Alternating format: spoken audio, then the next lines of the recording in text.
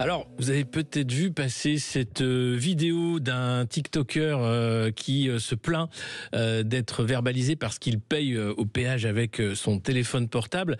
Et figurez-vous qu'Emmanuel Macron lui a répondu. On va écouter d'abord le TikToker qui explique son désarroi. Je viens de me manger 90 € d'amende et 3 points sur le permis parce que j'ai payé avec mon téléphone en Apple Pay au péage. Ah oui, c'est grave. Et c'est pas le seul. Et donc, du coup, ça a levé un vrai problème. Et le président de la République, tenez-vous bien, oui, Emmanuel Macron, la clé de voûte des institutions de la Ve République, bien, s'est fendu d'une réponse sur TikTok. Bonjour, je viens de vous voir. Vous avez raison. Je crois qu'en 2025, on doit pouvoir payer au péage avec son téléphone. Ouais. Donc, j'ai passé le dossier au ministre de l'Intérieur et on va collectivement régler ça.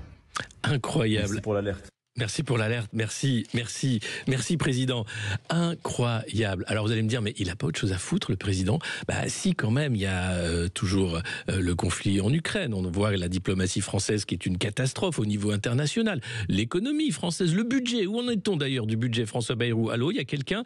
Bon, bah bref, non, visiblement, il s'occupe de tous les sujets. Et alors, le pire, c'est que on apprend dans le Parisien aujourd'hui qu'à l'Élysée, on assume et on dessine un nouveau rôle pour le chef de l'État qui entend se positionner comme une sorte de lanceur d'alerte en se faisant chambre d'appel, transmetteur.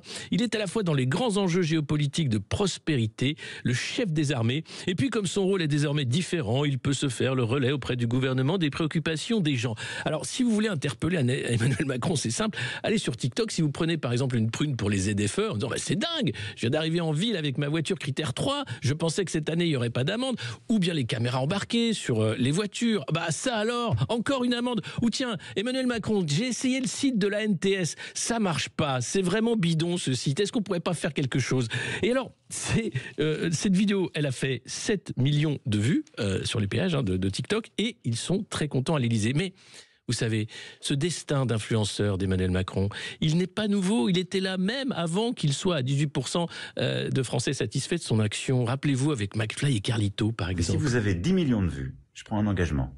Vous venez tourner à l'Élysée. Et ils sont venus tourner à l'Élysée, se rouler dans la pelouse, faire un concert de métal et péter dans les micros pour rigoler avec le président de la République. Et puis ce président de la République, décidément hors norme, incroyable, eh bien il n'est pas une déclaration d'influenceuse de Dubaï près. On va écouter la pensée complexe d'Emmanuel Macron, c'était lorsqu'il faisait campagne. Et on est tous des enracinés. Et donc parce que nous sommes des enracinés, il y a des arbres à côté de nous, il y a des rivières, il y a des poissons, il y a des frères et des sœurs. Mais vous n'êtes pas un illuminé. Non, je vous rassure. Vous n'êtes pas Raël. Non. L'argent ne se mange pas. Il ne se mange pas, je confirme. Il ne se respire pas. Oh merde, deuxième fois, putain.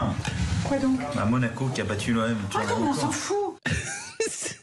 Voilà, on s'est habitué finalement au fil des années.